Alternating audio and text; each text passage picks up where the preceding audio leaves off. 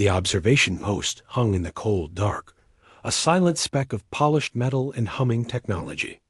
It watched the blue-green world below, a planet the Galactic Consensus had designated T788 Delta, but which its native inhabitants, the Krell, called Corellia. Inside, the air was still and recycled. Kim June sat before a vast holographic display, his face illuminated by the soft, shifting glow of data streams and live feeds from the planet's surface. His eyes, usually sharp and analytical, were dull with a tired horror he could no longer suppress. For 3 standard years, he had done his job. He logged, he categorized, he reported. He was a xenocultural analyst for the Consensus, and humanity's relatively recent admission to that vast galactic body meant following the rules. The most important rule was the Edict of Non-Interference. Younger species had to be left alone, their paths their own, free from the meddling of older, more powerful civilizations. It was a noble idea, in theory. The practice, June was learning, was a quiet nightmare. His partner, Lee Yuna, floated near the sensor array, her movements economical in the microgravity. She monitored orbital traffic, her fingers dancing over a touch interface, tagging ships and cataloging their movements. She was meticulous, professional, and like June, she was fraying at the edges. On the main display, a scene unfolded in a lush, river-fed valley on the northern continent. A column of Krell, their slender gray forms moving with a listless, broken gait, were being herded by armored Vorath overseers. The Vorath were bulky, their carapaces a glossy black, their movements efficient and cruel. Energy prods crackled, and a Krell who stumbled was struck without hesitation. The line moved toward a massive, blocky freighter, its loading ramps gaping open like a mouth. That's the 7th harvest from the Serene Valley region this cycle, June said, his voice flat. They're not even pretending it's voluntary labor anymore. They're just taking them. Yuna didn't look away from her screens. The local governing council approved the resource allocation treaty. According to the logs, every Krell on those ships is a willing signee to a work contract. A council the Vorath installed after the unfortunate accident that killed the previous leadership, June countered, the bitterness seeping into his tone. And the contracts are in a language the Krell don't read for jobs that don't exist. They're being shipped to the Vorath processing orbitals. They don't come back, Yuna. I know, she whispered, finally glancing at the horrific feed. Her knuckles were white where she gripped the console. But our mandate is observation. Pure, passive observation. We document the Krell's societal development, including conflicts and external trade relations. The Vorath Combine is a full Consensus member. Their trade with a pre-warp civilization is a legal gray area, but it's not a violation of the edict. Not technically. A gray area? June gestured violently at the screen, making the image shimmer. Look at them. That's not trade. That's harvesting. It's slavery. It's genocide with a permit signed by 100 bureaucrats on a planet 1,000 light years away, who will never have to see this. His voice echoed in the small cabin. The argument was old, worn smooth from repetition. They were the silent witnesses, the keepers of a terrible truth, their hands tied by laws meant to prevent worse evils. A new alert chimed on Yuna's panel. The Vorath command ship, Prophet Certainty, is moving to a higher orbit. They're deploying another cluster of planetary suppressor satellites. The satellites were another gray area tool. Officially, they were for communication management. In reality, they jammed Krell, attempts at coordinated resistance, and painted targeting lasers for Vorath, ground troops. June pulled up the schematics of the Prophet Certainty. It was an ugly, pragmatic vessel, all cargo bays and weapon knots. He noted its position, its shield frequency modulation, the lazy patrol route of its escort drones.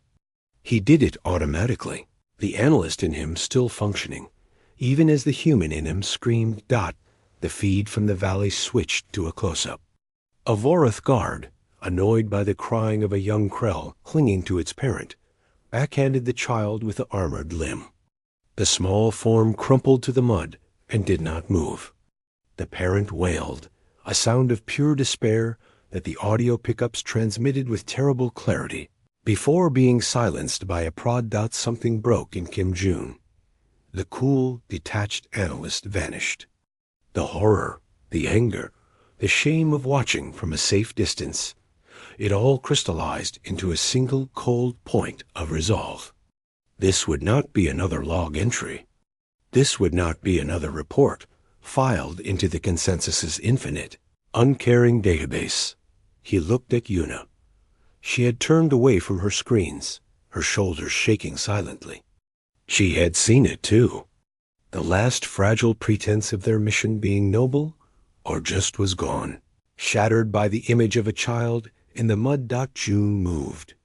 His fingers flew over a secondary console, one not linked to the consensus network.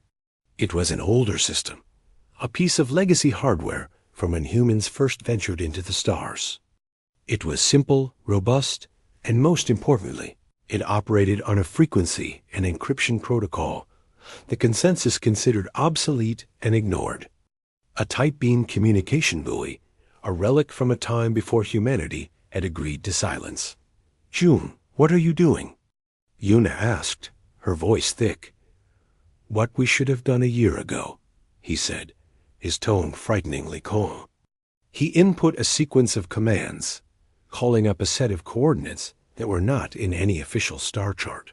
They were a memory, a story told by an old veteran in a bar on Mars, about a place where certain ships waited on the edge of the dark. Watching the watchers dot, he began to compose a message. It was not in standard consensus code. It was in human battle code, a terse, efficient language of numbers and glyphs. He fed in the sensor data, the exact strength of the Vorath fleet, the orbital path and shield harmonics of the Prophet's certainty, the locations of the suppressor satellite clusters. He attached the planetary designation, T788 Delta. His fingers hovered over the final input. He looked once more at the main display. The line of Krell continued to shuffle into the freighter. The Vorath guard stood over the still form in the mud. June typed the last line, the only piece of plain text in the entire burst transmission. It was not a request. It was not a plea. It was a simple, definitive statement. The silent watch is over. He took a deep, shuddering breath. He looked at Yuna.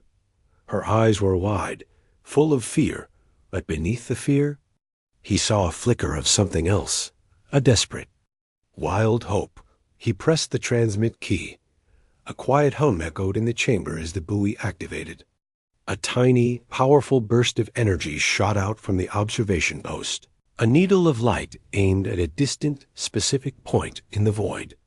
It carried no official seal, no consensus authority. It carried only truth, and a call. In the observation post, the silence returned, deeper and heavier than before. The feeds still played. The horror continued. But something was different. They were no longer just witnesses. They were now participants. June had broken the most sacred rule. He had reached out. He had asked for interference. He had no idea if the signal would be heard, or if it was heard, what the response would be. All he knew was that the terrible, passive silence was broken. And somewhere, in the vast and uncaring dark, a message was now traveling. A single spark hurled into the night, hoping to find a flame. On the bridge of the Vorath command ship, Prophet's Certainty, Admiral Krax felt a deep sense of satisfaction. The harvest was proceeding ahead of schedule. The Krell were broken, the consensus observers were silent, and the wealth of this backwater world was flowing smoothly into the holds of his freighters. On his main viewer, the blue curve of Corellia hung, peaceful and ripe. His carapace clicked softly in contentment. A junior officer, its antennae twitching, approached. "Admiral, a minor sensor anomaly. A localized spatial distortion at the system's edge, bearing 73 Mark II. It is weak and fading. Likely a microcomet nucleation or a pocket of degenerate matter." Krax dismissed the report with a wave of a clawed hand. "Noted. Do not clutter my bridge with cosmic dust. Focus on the loading operations. I want the granary filled and away before the next orbital cycle." "Yes, Admiral."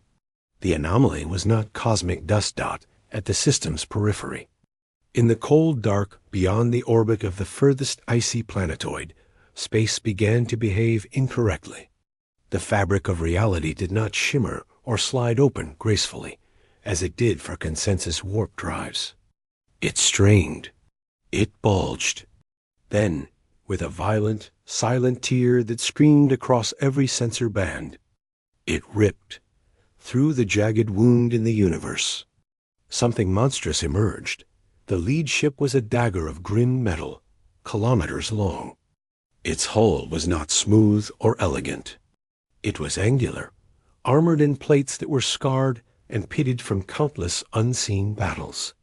It carried no decorative markings, only a simple alphanumeric designation near its prow, TSFO-1 Mujiak. It moved with a heavy, deliberate power, like a predator surfacing from deep water. Behind it, more tiers opened. More ships forced their way into reality. Cruisers, their flanks studded with weapon batteries. Destroyers, sleek and deadly. Carriers, their bays holding scores of smaller, sharper craft. They formed up with a terrifying, silent precision. A fleet born not for exploration or trade, but for a single, brutal purpose. On the prophet's certainty, the satisfaction on Krax's face froze, then shattered into confusion and dawning panic. Alarm shrieked through the ship. The main viewer flickered, then resolved into an image of the alien fleet. It was like nothing in the consensus databases. "What is this?" Krax roared. "Identify them? Where did they come from?" Energy signatures are inconsistent with known drive systems. The sensor officer chittered. "Weapons profiles? Admiral, they have a terrifying number of weapons profiles. They are powering active targeting scanners. They are painting our entire fleet."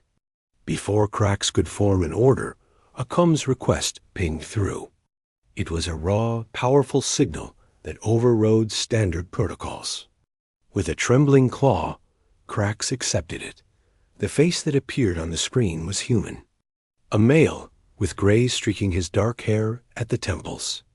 His features were severe, etched with lines that spoke of long command and hard decisions. He wore a simple, dark uniform without adornment. His eyes were the color of flint, and they held no warmth, no diplomatic courtesy. This was Fleet Admiral Park Min-soo. Vorith Combined Vessels, the human said. His voice was calm, level, and utterly devoid of the formal greetings that began all consensus communications.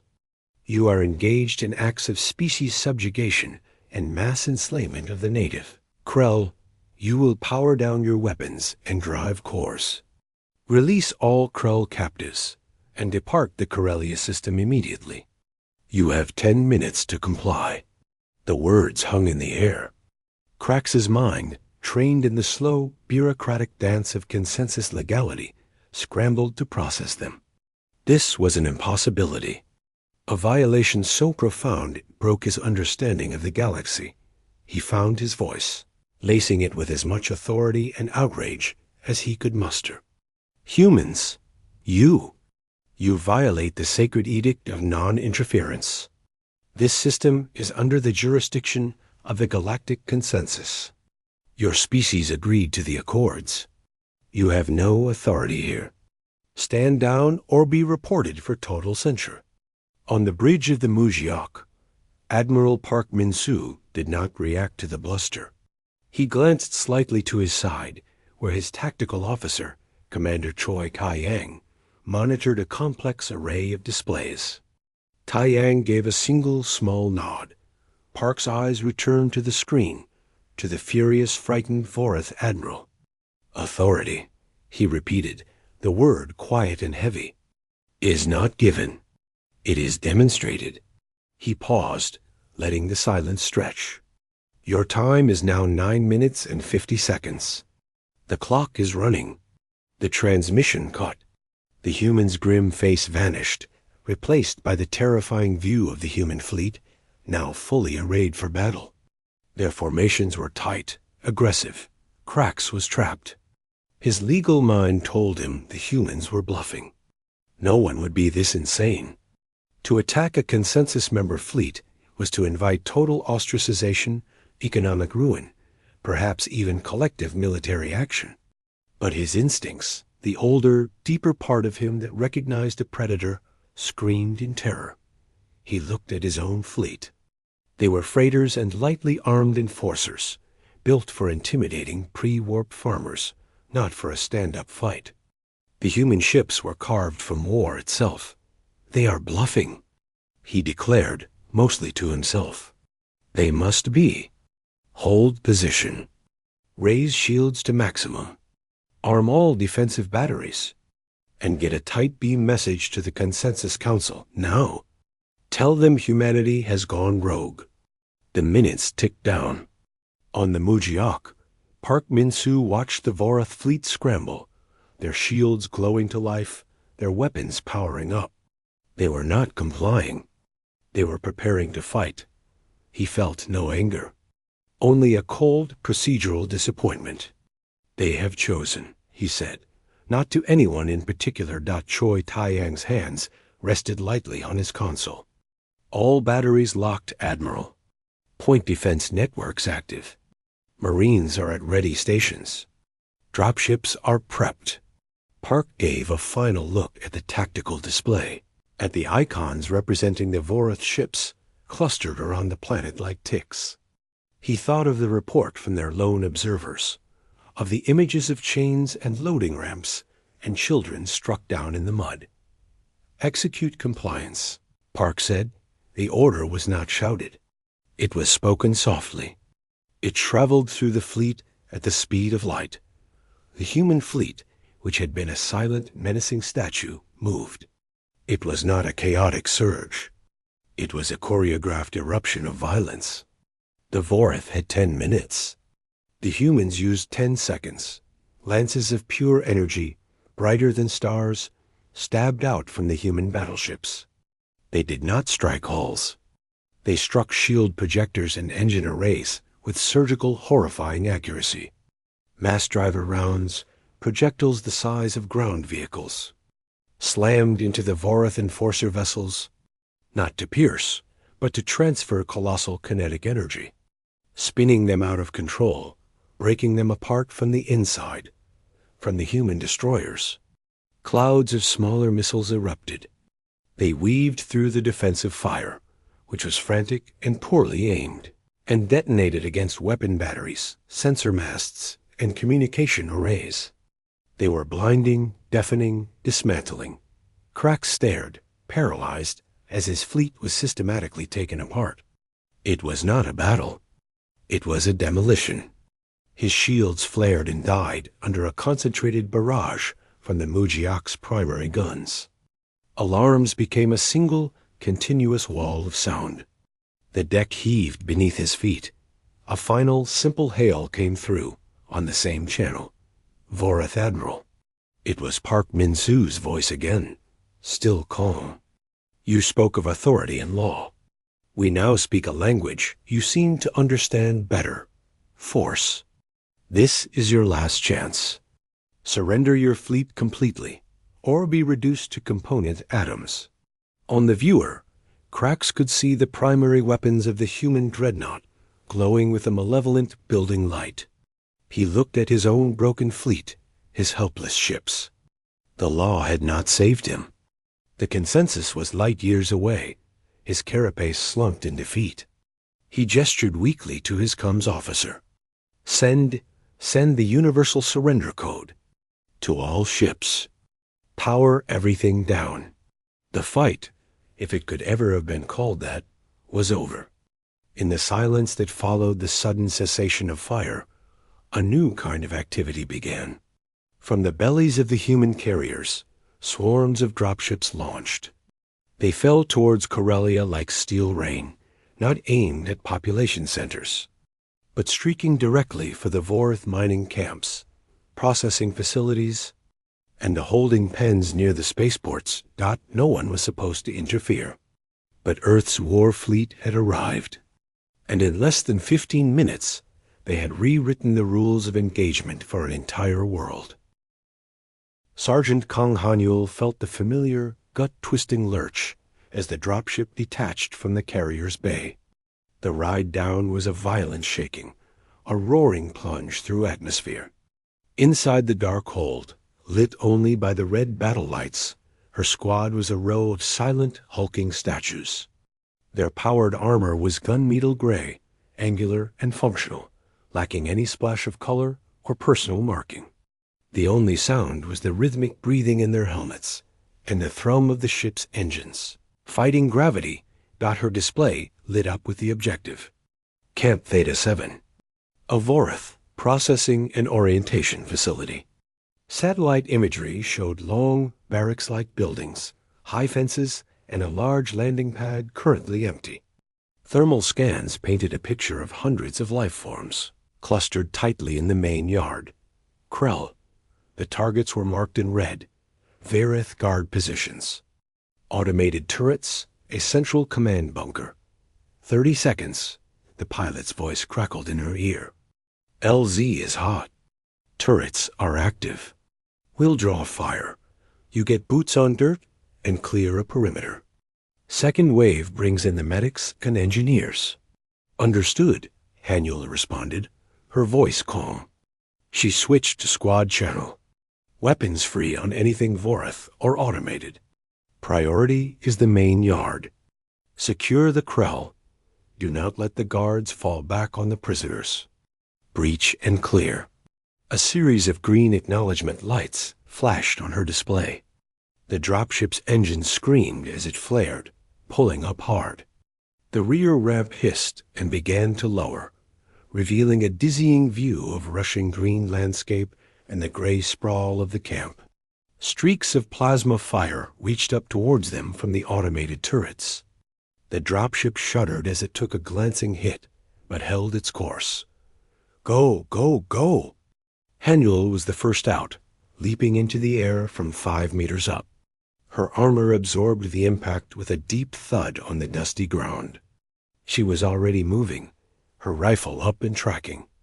A Vorith guard, startled by the sudden arrival, was fumbling with its energy rifle. 2 precise shots from Hanyul's weapon struck its center mass. It crumpled without a sound. Around her, her squad hit the ground and spread out like a steel flower blossoming. Their fire was not the wild, sizzling bursts of the Vorith. It was short, controlled, and devastatingly accurate. A turret swiveled towards them. Private Kim Day, the squad's heavy weapons specialist, fired a single rocket from his launcher. It shot across the compound and detonated inside the turret's housing, silencing it in a ball of fire and shrapnel. Squad 2, take the command bunker. Squad 3, suppress the eastern guard towers. My squad, with me to the yard. Hanyul ordered, her voice the only calm thing in the sudden chaos of roaring engines. Exploding turrets and the panicked, high-pitched shrieks of the Vorith. They moved as a unit, covering each other, a wall of advancing metal and focused fire. They blasted open the heavy gate to the main holding yard with a shaped charge. The sight inside made Hanyul's blood run cold, colder than the vacuum of space. Hundreds of Krell were packed into the muddy enclosure. They were thin, their gray skin dull and marked. They flinched as one at the explosion, sinking to the ground, covering their heads. They expected more punishment, more death. They did not look up. This was not a rescue in their experience. It was just another, louder terror. Hanyul held up a clenched fist. Her squad halted just inside the gate, their weapons lowered but ready. The Vorath guards in the yard, caught between the prisoners and the humans, fired wildly. The shots went high and wide, sizzling over the heads of the cowering Krell. The humans did not return fire. They could not risk a missed shot hitting the prisoners. Day, can you get a clean angle on those three by the water trough? Hanjul asked quietly. Yes, Sergeant. Day shifted slightly, raised his rifle, and fired 3 times. The Vorath guards fell. Silence descended on the yard, broken only by the distant sounds of fighting elsewhere, in the camp, and the fearful whimpers of the Krell. They still did not look up. Han Eul knew this moment was critical. They were giants in terrifying armor, their faces hidden behind impassive helmets. They had just killed with chilling efficiency. They had to be something else. They had to be protectors now.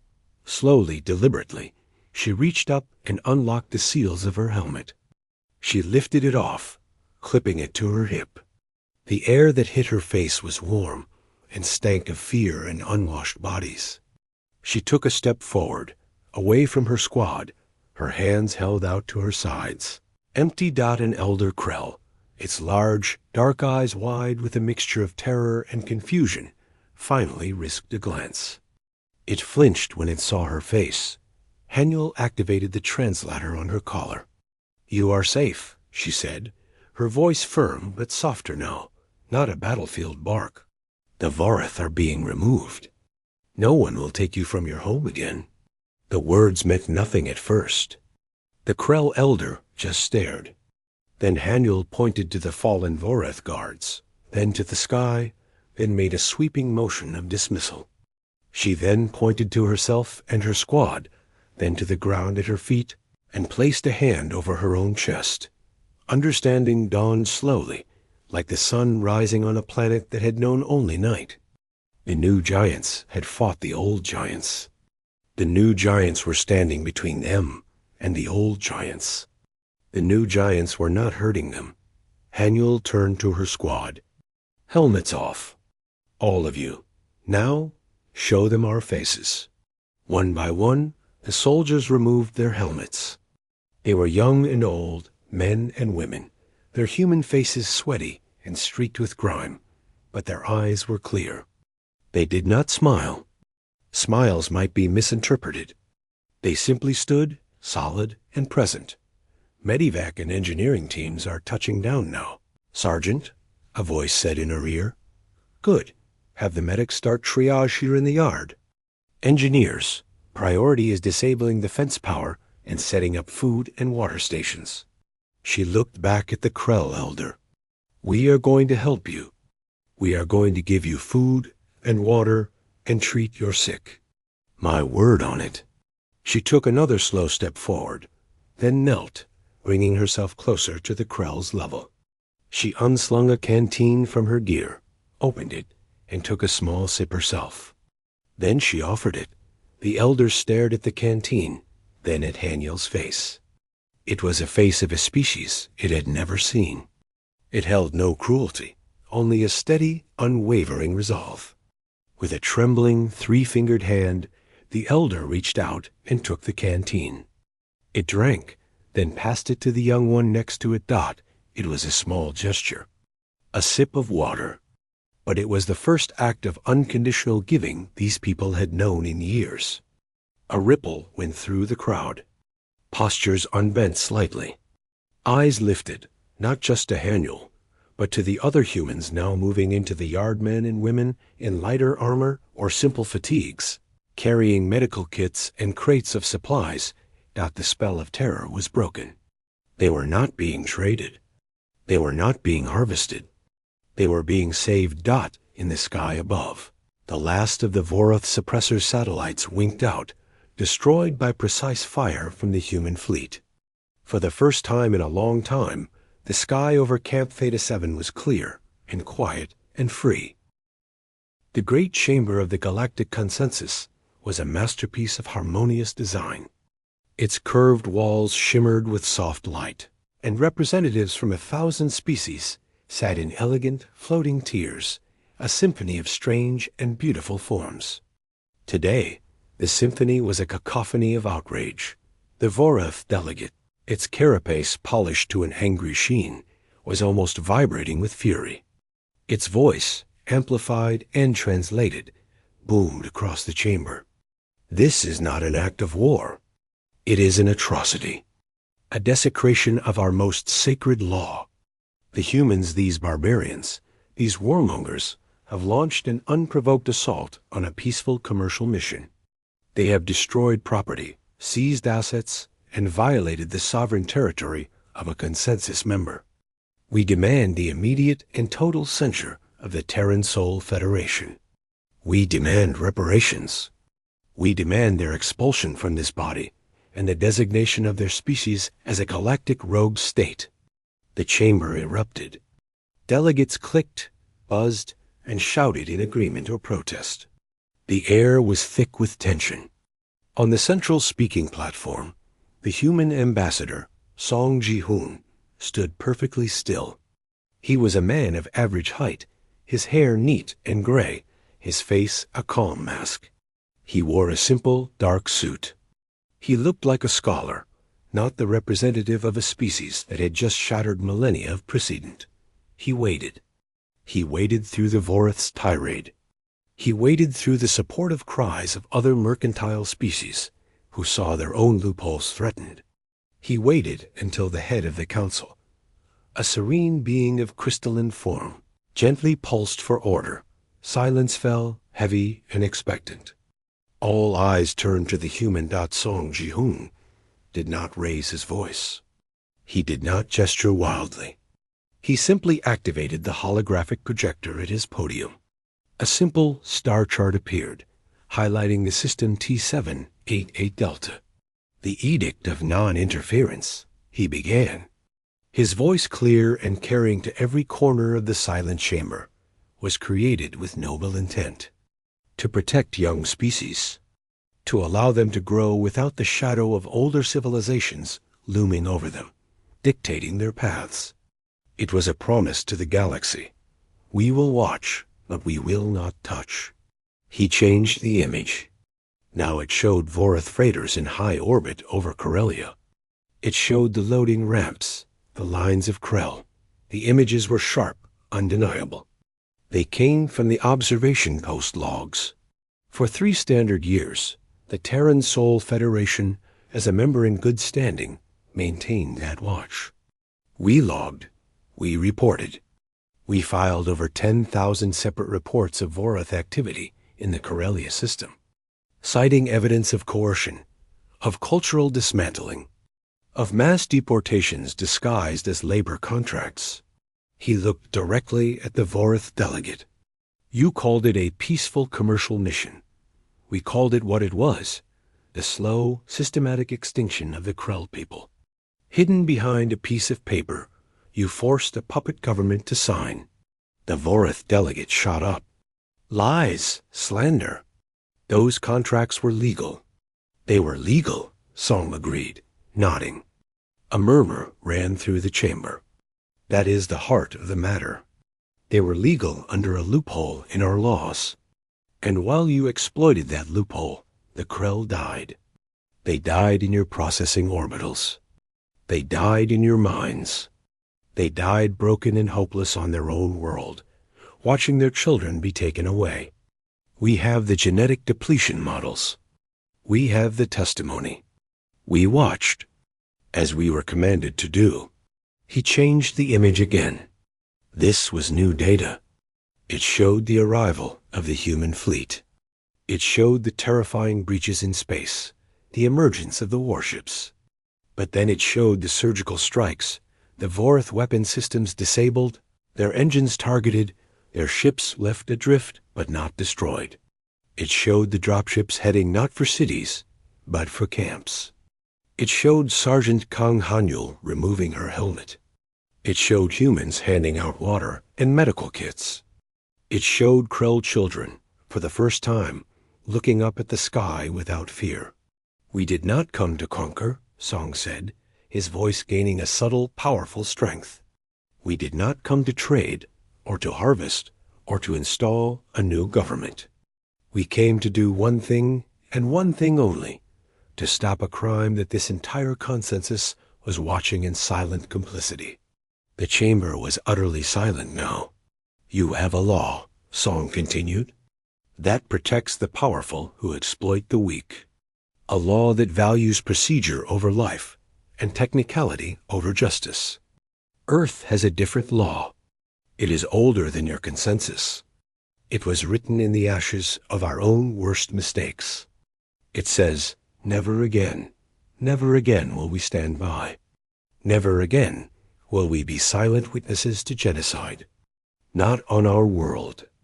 Not on any world." He leaned forward slightly, his hands on the podium.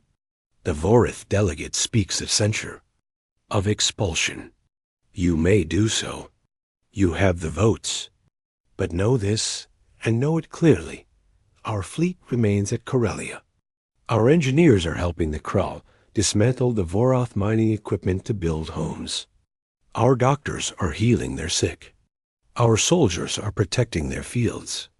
And they will remain as long as the Krall need them to remain. The silent watch is over." He switched off the projector. The light faded from his face, but the intensity in his eyes remained. "You can punish humanity for this act. You can call us rogues and barbarians. But when you do, ask yourselves, what does that make you? You who had the data, who had the power, and who chose to do nothing because the horror was technically legal." He stepped back from the podium. He did not wait for a response. He simply turned and walked, slowly and deliberately, out of the great chamber. The sound of his footsteps on the polished floor was the only sound in the universe.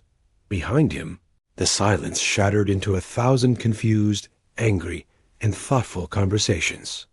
The old order, built on passive observation and strict non-interference, had just been dealt a mortal blow. A new precedent hung in the air, as real and unsettling as a human dreadnought in a quiet sky. It was no longer a question of law. It was a question of conscience. And humanity, it seemed, had brought theirs to the table and placed it down with a quiet, definitive thud. The air on Corellia no longer tasted of fear. It smelled of turned earth, of simple cooking fires, and of ozone from the human welding torches. The massive skeletal frames of the Voroth ore processors were being taken apart not by slave labor, but by teams of Krell workers supervised by human engineers. The whine of cutting tools was a sound of liberation. Kim Jun walked slowly along the edge of a newly planted field. The green shoots of a fast-growing terrestrial grain, adapted by human agri-scientists, pushed hopefully towards the sun. Beside him walked Elder Cathra, the same Krell who had first taken the water from Sergeant Haniel's canteen. His steps were slow but firm, his large eyes watching his people work. "They call it reclamation in the reports," June said, his voice quiet. "Taking back what was stolen."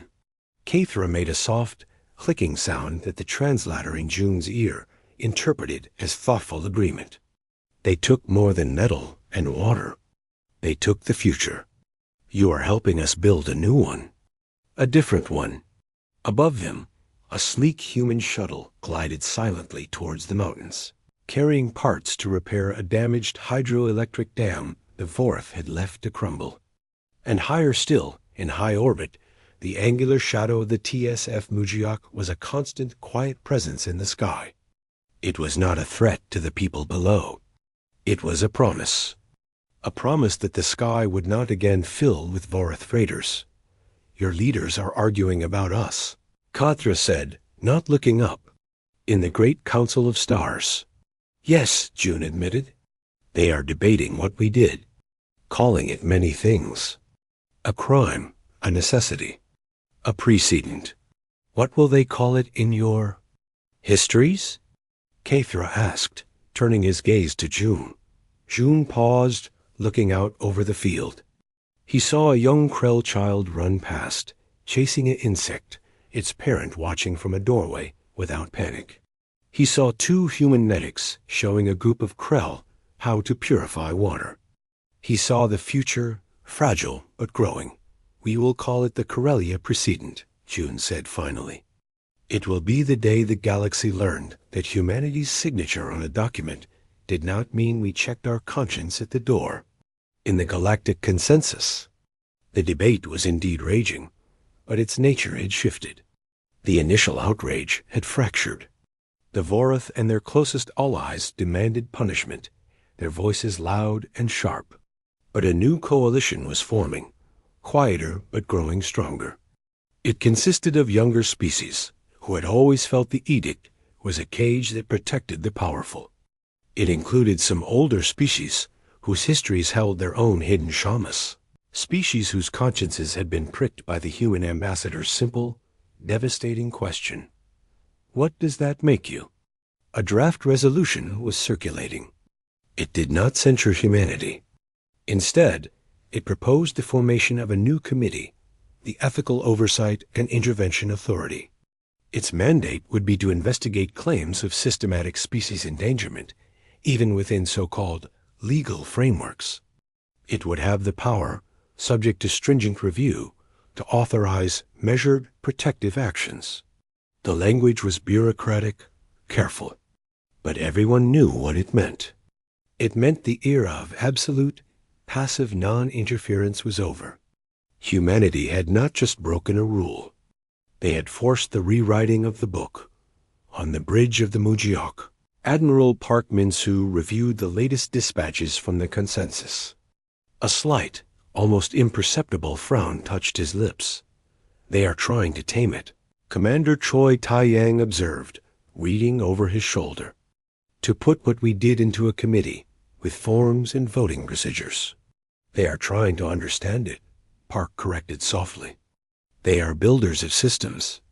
They see a storm and immediately try to design a lightning rod. They cannot yet understand that the storm itself was the point, the willingness to be the storm." He turned his chair to look at the main viewer. Corellia hung there, whole and healing. "We did not ask for permission. We did not wait for a committee. We saw a wrong, and we righted it. That action, that choice, is the precedent. All their new laws and committees are just echoes of that choice." Down on the planet, in the valley where the first dropships had landed, a ceremony was taking place. It was not a human ceremony. It was a Krell ritual of remembrance and renewal. The humans had been invited to stand at the edges as observers. But as the Krell elder spoke, chanting names of the lost into the wind, Sergeant Kang Hanyul and her squad were not standing apart. They were woven into the crowd, their armor polished, their heads bowed in respect. They were not saviors here. They were witnesses again, but this time to mourning, and to healing God. As the chant ended, Elder Kathra walked over to Hanyul. He did not speak. He simply placed his three-fingered hand over his heart, then extended it towards her. It was the Krell gesture for a bond that cannot be broken, a debt that is not a burden but a connection. Hanyul, after a moment, placed her own hand over her heart and gave a slow, solemn nod. No words were needed. The bond was forged in mud and fear, and tempered in the silent, watchful peace that had followed. Across the galaxy, in dark corners and on exploited worlds, the story spread. It was told in whispers in slave pits on mining asteroids. It was discussed in hushed tones by academics studying the consensus legal code. It was passed as a rumor, a legend, a hope. Did you hear about the Krell? The Vorath were breaking them. Then the humans came. They just arrived. They shattered the fleet.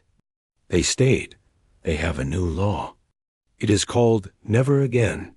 The exploiters, the slavers, the gray area operators felt a new, cold draft in the halls of power. Their actions, once hidden by the vast, comfortable blanket of non-interference, now felt exposed.